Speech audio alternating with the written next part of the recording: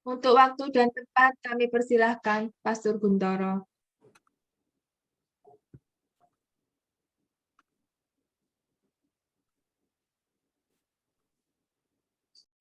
Baiklah, terima kasih. Selamat malam. Terima kasih atas doanya dan merupakan kembali suatu kebahagiaan berjumpa lagi dengan para sahabat dalam kelompok doa yang luar biasa ini.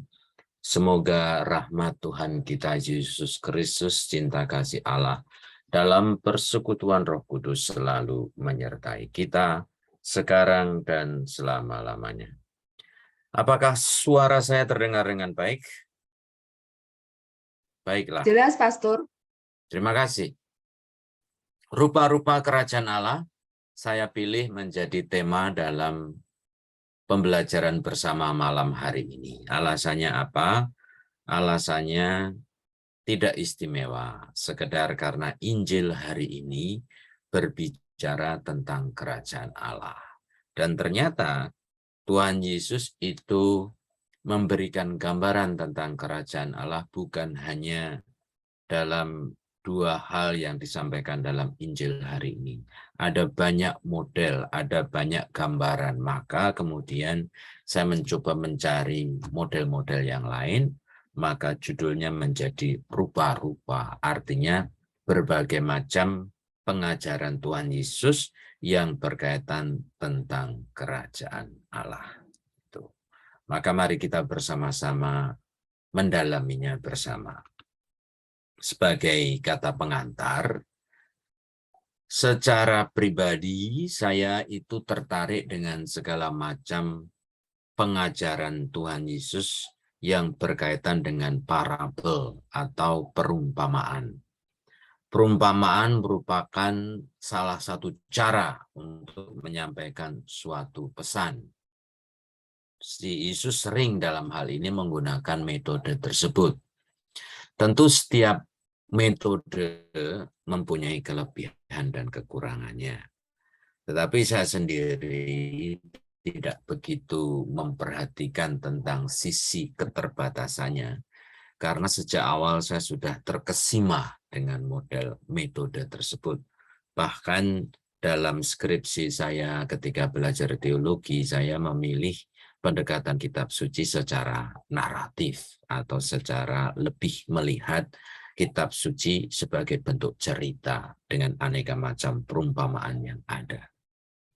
Selain dengan metode itu kita bisa mudah mengerti, bagi saya, mengapa saya tertarik dengan metode penyampaian secara dengan perumpamaan, metode ini sepertinya hadir tidak dengan menggurui, tidak khotbah-khotbah yang sifatnya menggurui. Nah, Tuhan Yesus sendiri menggunakan metode itu. Dengan perumpamaan itu serasa cerita itu mengundang kita untuk masuk dan kita berjalan bersama dengan tokoh-tokoh yang ada dalam cerita atau dalam perumpamaan yang digambarkan itu. Nah, dengan alasan itu, maka kita diundang bersama untuk melihat betapa menariknya pengajaran Tuhan Yesus yang berkaitan dengan kerajaan Allah, bahwa ternyata Tuhan Yesus sendiri menggunakan aneka macam perumpamaan. Mari kita lihat satu persatu. Tetapi saya tidak ingin mencoba merefleksikan gambaran Tuhan Yesus dengan mengacu pada kitab sucinya atau artinya mengulik dari kata-kata Yesus. Saya hanya melihat judulnya, kemudian akan merenungkan secara umum saja. Tetapi tetap saya sampaikan perikopnya supaya Bapak Ibu Saudara-saudari tahu dasarnya. Pertama ini, tentang perumpamaan penabur, seorang penabur. Itu ada dalam Injil Matius, Markus, Lukas, bisa dicek sendiri. Saya sampaikan babnya dan ayat-ayatnya. Tetapi saya tidak mau membaca bacaan itu, saya hanya mencoba melihat penabur apa sih yang mau disampaikan Tuhan Yesus kok menggunakan istilah penabur? Itu aja yang mencoba saya ingin gali. Pertama, ketika Yesus mengajarkan kerajaan Allah itu seperti seorang penabur, maka kemudian saya melihat poin-poinnya seperti ini. Kerajaan Allah itu berarti seperti situasi di mana, pertama, adanya suatu kegiatan menabur, menyemai.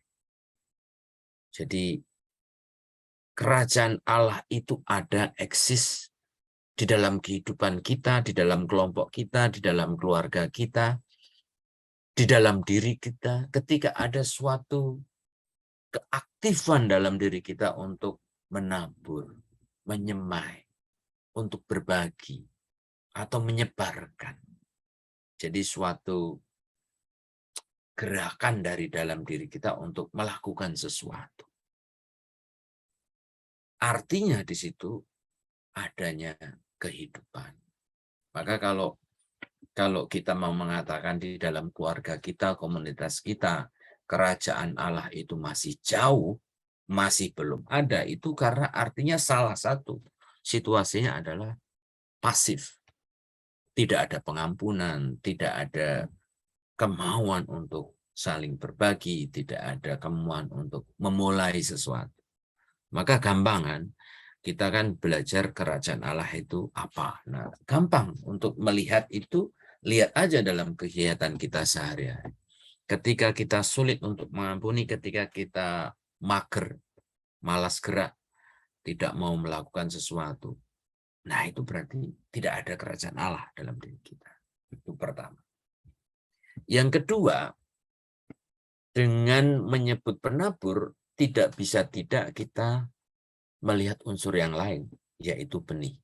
Ngomongin penabur, otomatis ngomongin juga benih, meskipun nanti dalam perikop yang lain akan secara khusus berbicara tentang benihnya itu sendiri.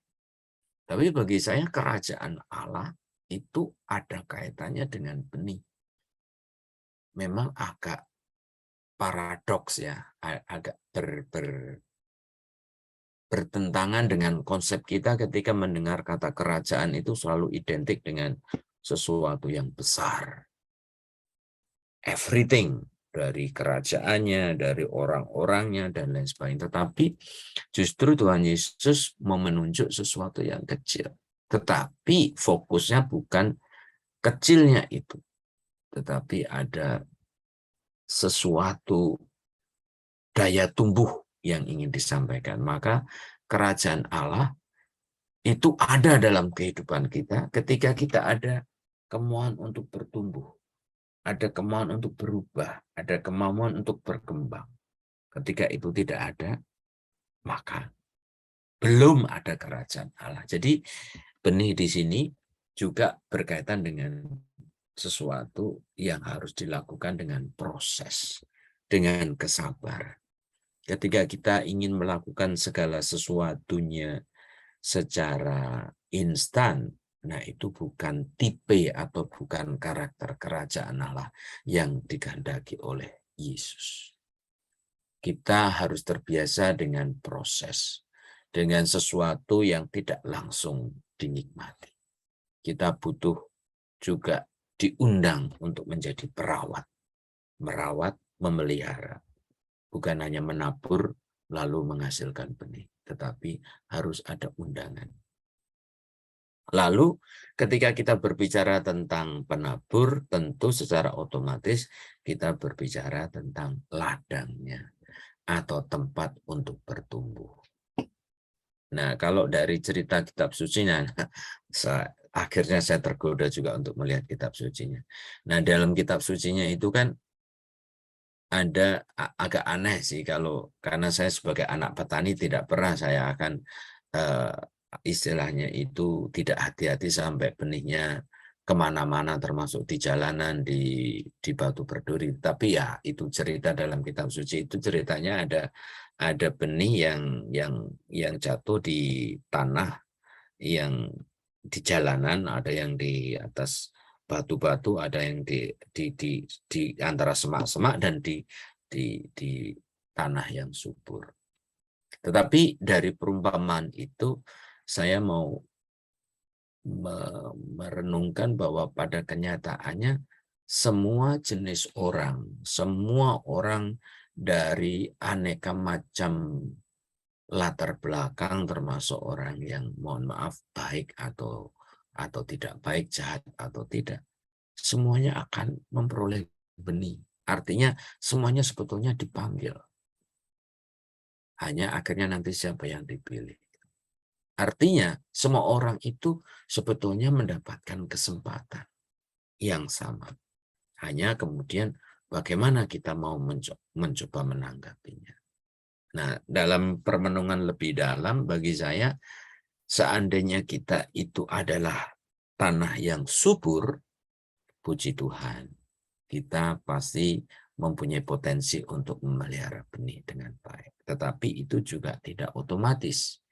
Karena seringkali pengalaman penabur atau pengalaman saya sebagai petani, tanahnya subur, tapi kalau kita tidak menambahnya dengan pupuk atau merawatnya, menggemburkannya, atau istilahnya, mengairi secara regular, lalu juga matun itu membersihkan rumput-rumputnya, ya akhirnya nanti hasilnya tidak maksimal. Jadi bagi kita yang merasa, hatiku subur, siap menerima sabda Tuhan, tapi kalau kita terlengah, kita tidak hati-hati atau tidak waspada, nanti kita tanahnya tidak akan maksimal. Tetapi kalau merasa tanah kita tidak subur, asal ada kemauan untuk membersihkan, untuk menyuburkannya, saya yakin tanah yang awalnya tidak subur itu akan menghasilkan buah. Nah, lalu selanjutnya di situ ada gangguan eksternal. Karena benih tumbuh biasanya ada gangguan aneka macam burung, ada rumput liar, ada aneka macam hama. Maka sekali lagi, kalau kerajaan Allah itu dikatakan dengan penabur, maka penabur diundang juga untuk memperhatikan bahwa ada aneka macam gangguan, termasuk yang internal, yaitu bagaimana seorang penabur tidak merasa beres ketika sudah menabur. Dia tetap diundang untuk memelihara, untuk memperhatikan tanahnya atau tanamannya. Nah, ketika semuanya itu ada dan dijalani dengan proses dengan penuh kesetiaan, disitulah kerajaan Allah. Jadi kerajaan Allah identik dengan kesetiaan, dengan proses, dengan perjuangan. Ketika tidak ada, maka kerajaan Allah tidak ada, atau belum ada, atau masih jauh. Oke, itu yang pertama. Selanjutnya, kok ke situ?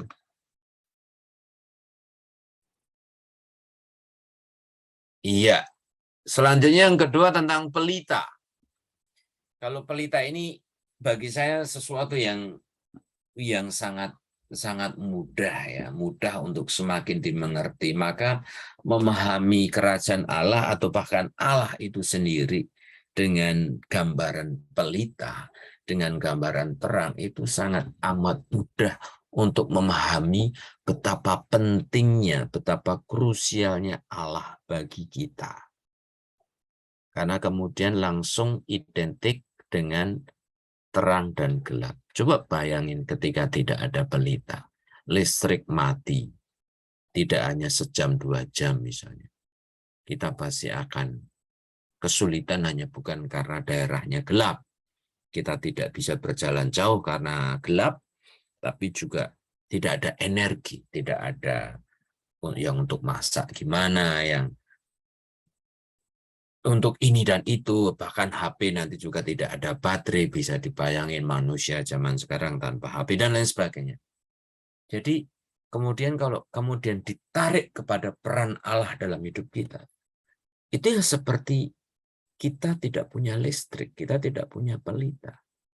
Maka dengan sangat amat mudah kita melihat betapa pentingnya Allah, betapa pentingnya kerajaan Allah, kalau itu digambarkan dengan pelita. menjadi sangat krusial. Tanpanya nanti terang yang berkuasa, gelap yang berkuasa, dan gelap itu identik dengan kegelapan atas kuasa dosa atau kuasa jahat. Nah, maka secara simbolis ketika terang tidak ada, nanti yang meraja adalah kegelapan. Artinya kita dikuasai oleh kekuatan jahat. Maka sekali lagi, menggambarkan kerajaan Allah dengan pelita itu membuat kita sadar bahwa tanpa Allah kita itu tidak bisa buat apa-apa. Oke.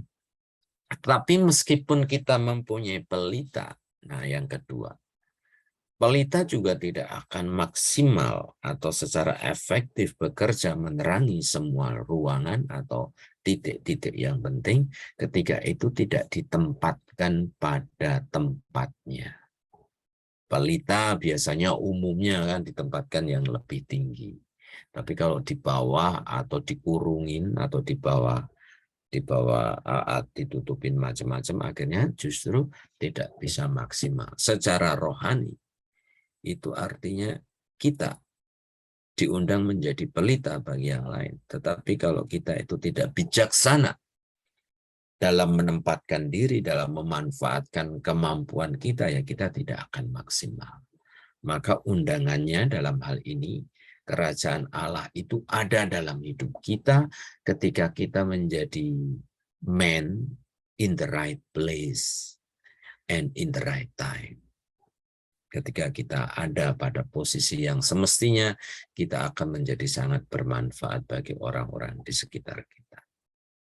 Nah, lalu yang terakhir itu, aku menyebut realitas matahari, bulan, dan bintang. Itu bagus direnungkan begini. Yesus adalah matahari kehidupan. Karena matahari adalah sesuatu yang melahirkan energi atau terang dari dirinya sendiri. Nah, maka kemudian kita diundang untuk menjadi pelita bagi yang lain, ibaratnya seperti bulan dan bintang. Karena apa? Karena bulan dan bintang kan tidak mempunyai sinar dari dirinya sendiri. Mereka hanya memantulkan dari matahari. Nah, maka menjadi sangat indah, menarik, sangat mendalam ketika kita menempatkan diri menjadi bulan dan bintang. Artinya hanya menjadi sarana bagi sinar matahari untuk bisa dipantulkan kepada semakin banyak orang. Kalau kita tidak bisa menjadi bintang yang besar, ya bintang yang kecil. Tidak bisa menjadi lampu listrik, ya menjadi lilin. Artinya kita diundang untuk menjadi sarana bagi Tuhan untuk berbagi, menyinari orang lain. Sekecil apapun pasti itu berharga di mata Tuhan. Selanjutnya, perumpamaan kerajaan Allah tentang gandum dan lalang. Kerajaan Allah adalah situasi di mana ada sama dengan sebelumnya. Karena kita berbicara tentang gandum kan, sama berbicara tentang benih. Gitu. Kerajaan Allah itu ada ketika ada sesuatu yang bertumbuh, ada yang berubah, dan itu menandakan kehidupan. Maka kalau kita berbicara yang lebih serius lagi tentang kehidupan, kerajaan Allah itu ada dalam diri kita ketika kita ikut mempromosikan pro-life. Apalagi sebagai orang Katolik. Gitu ya. Pro-life, bukan pro-choice. Bukan orang-orang yang mempromosikan aborsi. Kerajaan Allah ada di dalam upaya itu. Ketika kita mengupayakan kehidupan, ketika kita memilih pro-life sebagai jalan hidup, maka kerajaan Allah ada dalam kehidupan kita. Kemudian saya menyebut di situ kerajaan Allah itu ada realitas kebebasan. Karena apa? Karena kalau kita melihat dalam kitab suci, ternyata di antara gandum-gandum itu juga ada lalang-lalang yang memang sengaja ditaburkan oleh si jahat pada malam hari.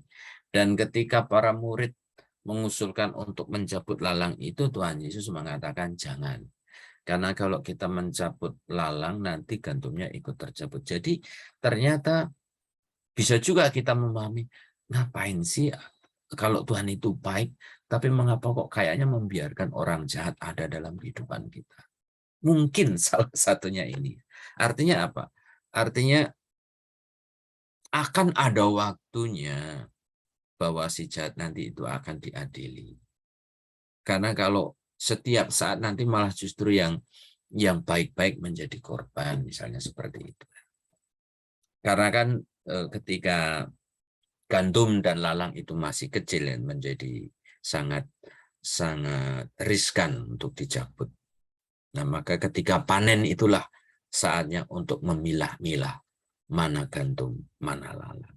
Artinya kita memang juga di sini diundang untuk sabar. Sabar menanti bahwa akan ada waktunya Tuhan Yesus menampilkan diri sebagai Allah yang bukan hanya penuh belas kasih, tetapi Allah yang adil, yang tahu bagaimana harus memilah-milah. Oke. Ini jadi tentang gandum dan lalang. Selanjutnya, perumpamaan tentang penuai. Kalau tadi itu kan penabur, sekarang penuai. Ya mirip-mirip sih, tapi penuai dalam arti ini bisa artinya lebih luas. Bisa juga para pekerjanya. Orang-orang yang diundang oleh pemilik tanaman untuk bersama-sama menuai. Nah, kerajaan Allah itu seperti ya sukacita para penuai ya. Kalau kita bekerja rame-rame itu kan pasti ada suasana sukacita ya. Saya membayangkan dulu waktu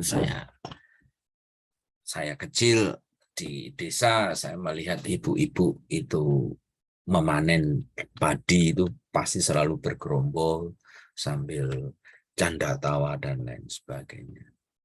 Nah, di sini juga kerajaan Allah menjadi jelas seperti yang pada perumpamaan sebelumnya, bahwa kerajaan Allah itu pada akhirnya juga ada unsur pengadilan, ada unsur penghakiman dengan memilih-milih gandum dan ilalang, mengumpulkan dan membuang atau membakar yang tidak dipakai. Hasil panen oleh para penuai juga menunjukkan kerja keras, kesetiaan, passion, komitmen. Adanya hasil panen menunjukkan itu. Maka kerajaan Allah ada dalam kehidupan kita, atau Allah itu meraja dalam kehidupan kita ketika kita menunjukkan komitmen, kerja keras, passion, komitmen. Ada istilah hasil tidak akan mengkhianati proses atau perjuangan.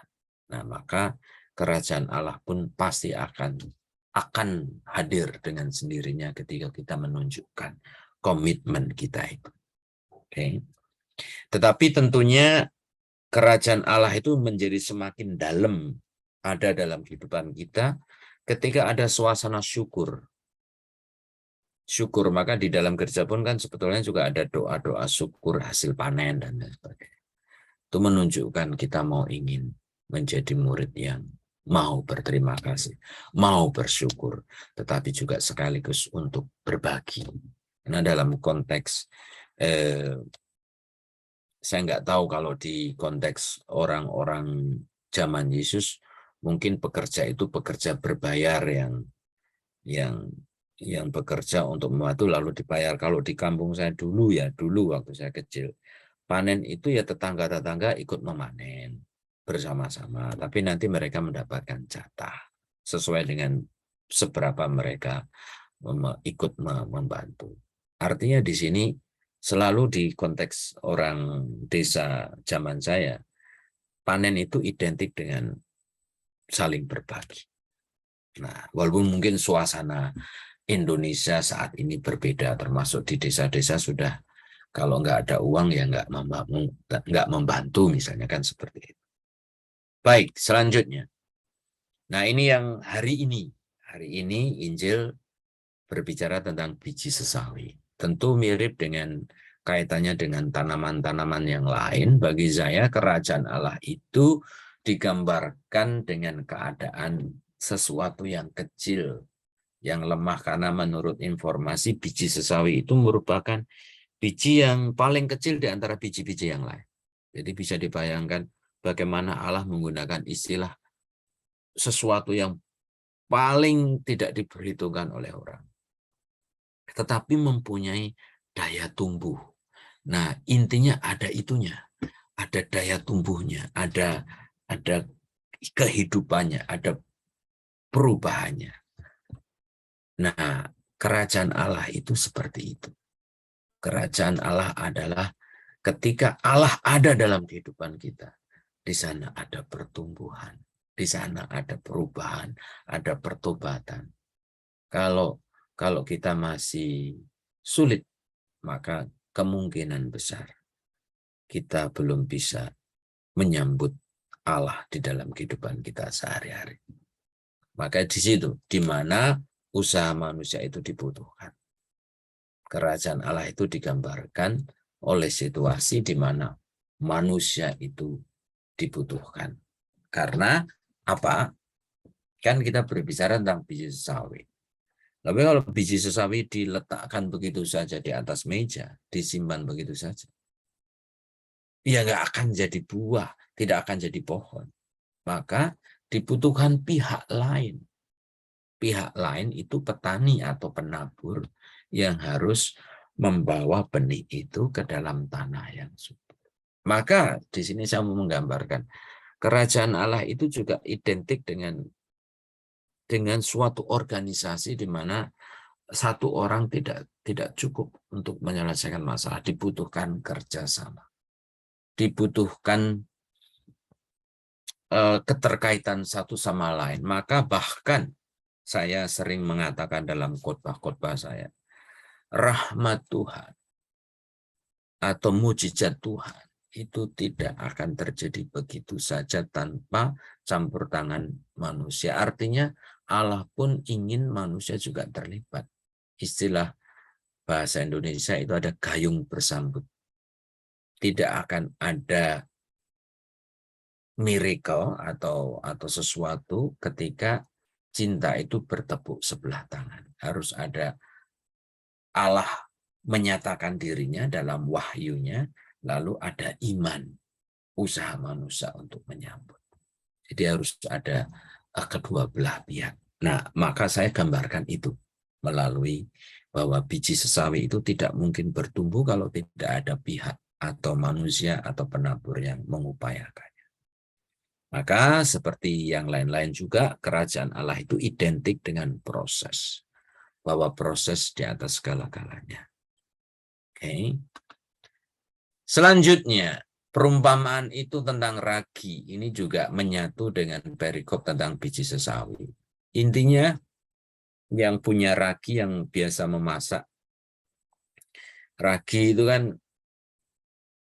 ketika dicampur ya, kalau belum dicampur ya kelihatan ya ada itu. Tapi ketika dicampur kan menjadi sesuatu yang tidak kelihatan lagi. Karena udah bercampur, kalau misalnya dengan tepung ya, yang kelihatannya kan cuma tepungnya doang. Atau mungkin ada sedikit berubah warna. Ya, yang mau saya katakan di sini adalah, kalau kerajaan Allah itu seperti ragi, maka sebetulnya Allah itu sendiri meraja dalam diri seseorang. Tidak kelihatan. Tetapi mempunyai daya pengaruh yang luar biasa. Atau dengan kata lain yang poin yang ketiga itu, ciri khasnya adalah seperti orang-orang yang bekerja di belakang layar. Setiap bintang, setiap orang-orang terkenal itu tidak bisa terkenal begitu saja kalau tidak ada orang-orang yang selalu bekerja di belakangnya. Nah, ini harus diakui. Orang-orang seperti ini itu seperti ragi. Atau juga bahkan seperti Allah yang selalu mendukung kita, yang selalu ada di belakang kita untuk membuat kita bisa melakukan sesuatu yang baik. Maka alangkah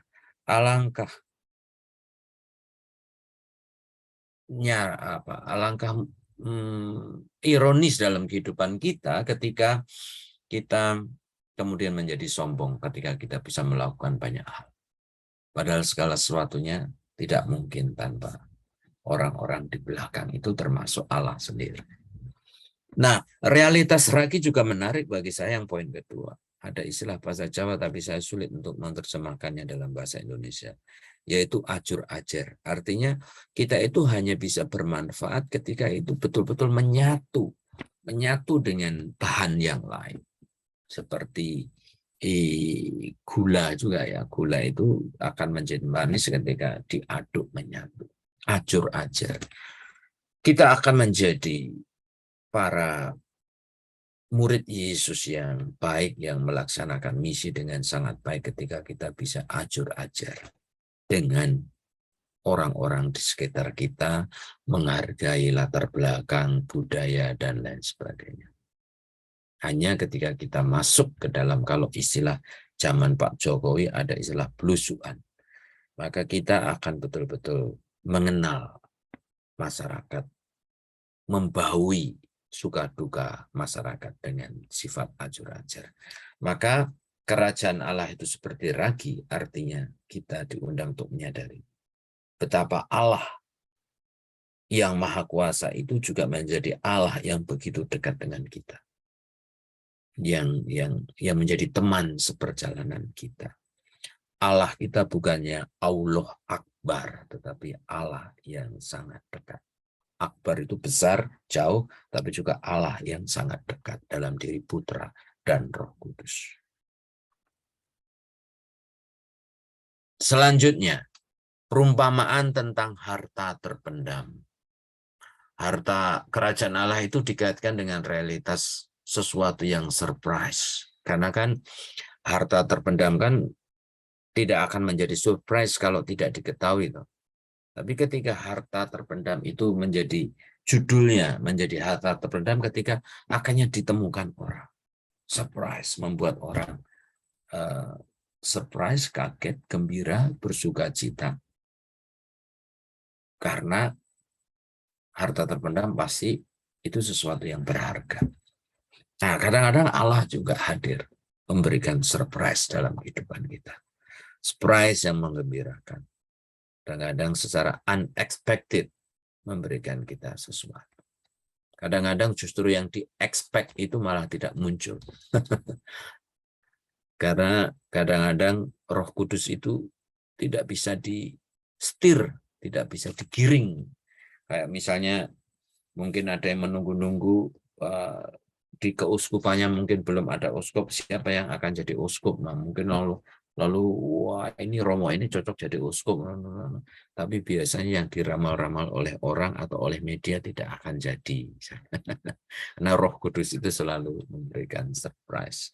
Lalu kan dalam cerita kitab suci itu ketika menemukan harta terpendam kan, terus hartanya itu kan disembunyikan atau dipendam lagi, terus dia mau membeli semua tanah itu. Jadi kadang-kadang ketika kita itu menemukan harta terpendam, lalu kita itu siap untuk mengambil risiko yang lebih besar, berkorban untuk sesuatu yang lebih besar. Mungkin itu ketika kemudian seperti Santo Paulus ya, dia menggunakan istilah begitu aku mengenal Kristus, yang lainnya menjadi sampah. Wah, ini luar biasa. Artinya gini, ketika akhirnya ketemu Yesus, akhirnya udahlah menjadi melupakan yang lain, saya jual yang lain untuk membeli yang ini. Saya punya pengalaman lucu ini waktu di Manila, Filipina. Saya itu jalan-jalan ke pasar, lalu saya lihat ada sepatu murah meriah yang sudah diskon gitu, yang cuma ditaruh di atas satu kotak itu bercampur dengan sepatu yang lain. Tapi meskipun murah, saya nggak bawa uang. Maka sepatu itu saya taruh di yang paling bawah, masukin ke dalam. Terus besoknya saya datang lagi dengan membawa uang. Lalu saya kuak, ternyata sudah nggak ada. Jadi saya gagal menyimpan harta terpendam untuk saya beli. Nah, kemudian tentu ketika kemudian kita menemukan harta terpendam itu menjadi prioritas. Kerajaan Allah itu menjadi nampak dalam kehidupan kita ketika kita memprioritaskan sesuatu yang sangat berharga. Tentu Allah itu sendiri. Ketika kita belum bisa memprioritaskan Allah, maka Allah bukan raja bagi kita. Allah masih wakil. Allah masih prajurit. Allah masih belum menjadi pemimpin. Tapi ketika kita sudah bisa memprioritaskan mana yang berharga, mana yang paling penting dalam hidup kita, itulah kerajaan Allah. Oke. Selanjutnya, kayaknya ini yang terakhir. Perumpamaan tentang mutiara yang berharga, permenungannya mirip dengan tentang harta terpendam. Kerajaan Allah itu selalu dipandang sebagai sesuatu yang lebih berharga dibandingkan yang lain. Ya, karena memang nilainya kan. Maka kan ketika kita melihat sesuatu itu lebih berharga dari yang lain, itu seperti kita menempatkan Yesus sebagai raja. Maka itu kerajaan Allah. Lalu manusia kan kalau ada mutiara, biasanya mutiara itu ya diimpikan, dikejar, dicari, dibutuhkan. Bila perlu dengan pengorbanan, kalau lihat film-film itu kan sampai harus mencari harta terpendam atau mutiara itu harus di tengah hutan, harus berkorban ini dan itu. That's just like bagaimana kita berkorban untuk menemukan Yesus dalam hidup kita. Dan mutiara itu juga kecil, meskipun tidak kecil-kecil amat, tetapi sesuatu yang kecil tapi mempunyai nilai yang sangat tinggi. Nah, semoga iman kita juga menghayati itu. Sesuatu yang tidak kelihatan, tapi mempunyai daya upah yang tinggi, yaitu Allah dalam kehidupan kita. Nah, mutiara juga sering dipakai khusus untuk perempuan untuk mempercantik penampilan. Ya. Nah, kita juga bisa merenungkan secara rohani bahwa mempercantik itu semestinya juga luar dan dalam. Bukan hanya dengan mutiara, tetapi juga memutiarakan hati kita. Maka mengatakan kerajaan Allah itu seperti mutiara yang berharga, kita diundang bagaimana kita bisa mempercantik kehidupan kita, inner beauty kita sebagai perwujudan kerajaan Allah yang sejati. Ketika kita hanya mementingkan yang penampilan atau yang appearance, hanya luarnya saja, ya itu belum kerajaan Allah. Itu teman-teman.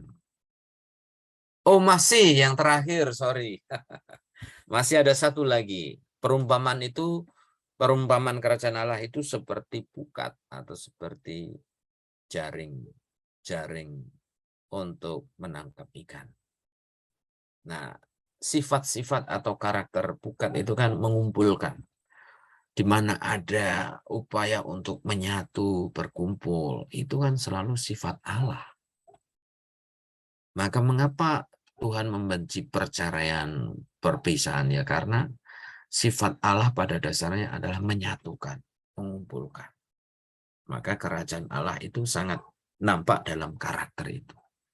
Lalu yang kedua, seperti jaring itu kan sifatnya menarik, memindahkan, memilih, memilah-milah. Mengumpulkan, tetapi kemudian ditarik, dipindahkan, lalu dipilih, dipilah-pilah. Pada akhirnya Allah juga akan seperti itu. Memanggil kita, lalu menempatkan kita pada tempatnya. Memilah-milah. Allah yang baik, Allah yang penuh belas kasih. Tetapi supaya kita itu tidak spoil, karena kalau kita hanya menghayati Allah dengan segala kebaikannya, kita tidak serius. Kita juga harus meyakini Allah itu mengadili. Supaya kita juga berusaha untuk lebih serius dalam hidup. Tapi kalau kita mau, sekarang poin berikutnya, ketika kita mau melihat ikan itu kasihan loh sebetulnya. Kalau kita mau melihat ikan itu kan hidup di laut dengan penuh kebahagiaan, dikumpulin. Kan berarti tidak ada kehidupan bagi mereka. Tapi oke lah, kita lalu bukan melihat ikannya, tapi kita melihat seperti perpindahannya itu loh. Bahwa karena kan Tuhan Yesus mengatakan kepada Petrus, kamu akan menjadi penjala manusia. Maka tentu menjadi penjala manusia tidak seperti penjala ikan yang akhirnya ikan-ikannya kan dimatikan, dimasak, digoreng. Tapi kalau menjala manusia kan tidak seperti itu. Tetapi mungkin lebih ke arah memanggil untuk hidup yang baru. Sebelum di luar jaring mereka hidup bebas tanpa rahmatnya, tapi ketika di jaring itu kemudian dimasukkan ke dalam hidup baru bersama gereja. Bukan untuk digoreng, bukan untuk dipanggang, tapi untuk diberi hidup yang baru. Artinya ada unsur menghukum tapi tidak merusak. Karena juga jaring, ketika saya masih kecil, itu sungai-sungai di dekat kampung saya itu masih banyak ikan. Kalau saya lapar itu nggak ada laut di rumah, saya ke sungai 15 menit dapat 2-3 ikan mancing, pulang. Tapi sekarang sudah nggak ada ikannya. Karena apa? Karena orang menangkap ikan bukan memancing atau menjaring, tetapi dengan strum. Sehingga akhirnya merusak. Nah, pancing atau ikan itu kan cara memanggil, menangkap dalam tanda kutip. Mematikan ikan, tapi kan tidak merusak ikan-ikan yang lain. Nah, maka bagi saya ini gambaran kerajaan Allah yang indah dengan jaring, karena jaring tidak akan menghancurkan komunitas ikan-ikan atau ekosistem yang ada di dalam sungai. Itulah kerajaan Allah, hadirnya bukan untuk merusak, bukan untuk menghakimi, tapi untuk menyelamatkan. Maka poinnya kalau berbicara tentang kerajaan Allah, Tuhan Yesus tidak menggambarkan secara deskriptif, komprehensif kerajaan Allah itu apa. Tetapi ketika ada perubahan, ada pertumbuhan, ada proses, ada kehidupan di dalam kebersamaan kita, termasuk di dalam kehidupan kita, maka Allah meraja dalam hidup kita. Oke, ini hanya kutipan yang lain dari kitab suci. Nah, kesimpulannya, apa itu kerajaan Allah? Kerajaan Allah adalah pemerintahan yang dikuasai oleh seorang raja, namanya Allah. Ini namanya kerajaan, itu berarti ada sesuatu yang meraja. Nah, dalam ini yang meraja adalah Allah. Kerajaan Allah adalah pemerintahan yang didirikan oleh Allah itu sendiri. Dan Allah lah yang menjadi raja. Yesus berbicara panjang lebar tentang kerajaan Allah, menjadikan tema beritanya, tema utama, ada lebih dari 110 kali kerajaan Allah itu disebutkan dalam keempat Injil. Dan kerajaan Allah, kerajaan surga itu dua hal yang sama ya, jangan dibeda-bedakan.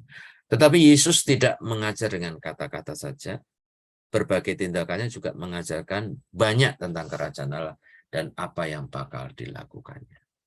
Nah, perumpamaan itu kan juga menggambarkan bukan hanya mengajar dengan kata-kata, tetapi menunjukkan sifat-sifat yang sudah dan sedang dilakukan oleh Tuhan Yesus. Sehingga menjadi pengajaran yang sangat kuat, karena Tuhan Yesus tidak hanya mengajarkan dengan kata, tetapi dengan tindakan. Demikian teman-teman, apa yang bisa saya sampaikan.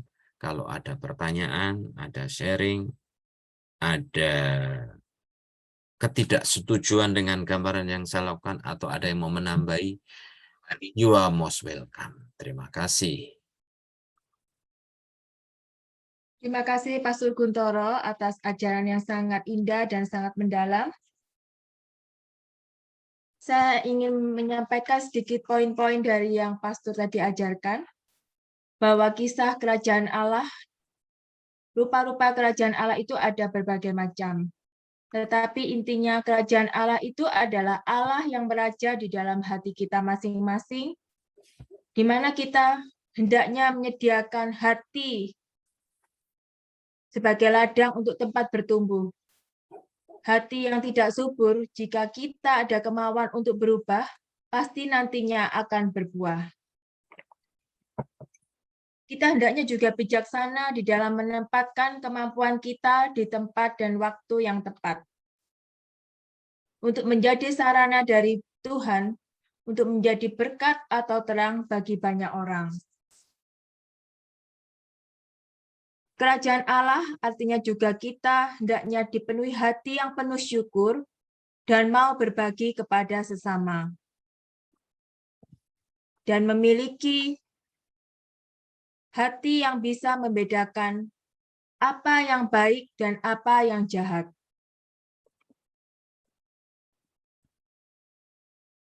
Jika kerajaan Allah meraja di dalam diri kita, manusia juga dibutuhkan untuk menabur benih dan merawatnya, supaya ada pertumbuhan dan pertobatan. Allah juga menjadi teman sejati yang senantiasa hadir menemani kita. Walaupun Allah tidak kelihatan, tetapi memiliki pengaruh yang luar biasa di dalam kehidupan kita. Kerajaan Allah juga artinya kita mau mengambil resiko atau berkorban untuk mendapatkan sesuatu yang sangat bernilai atau berharga. Mau mempercantik hati dan kehidupan kita. Kerajaan Allah juga artinya Tuhan memiliki sifat yang baik, yang menyatukan, yang dipilih untuk hidup yang baru. Meyakini Allah adalah Allah yang maha adil. Allah yang tidak menghukum untuk merusak, tetapi dengan penuh kasih, Allah akan mendidik kita supaya kita belajar hidup lebih baik. Sekian Pastor Guntoro atas pengajaran tadi.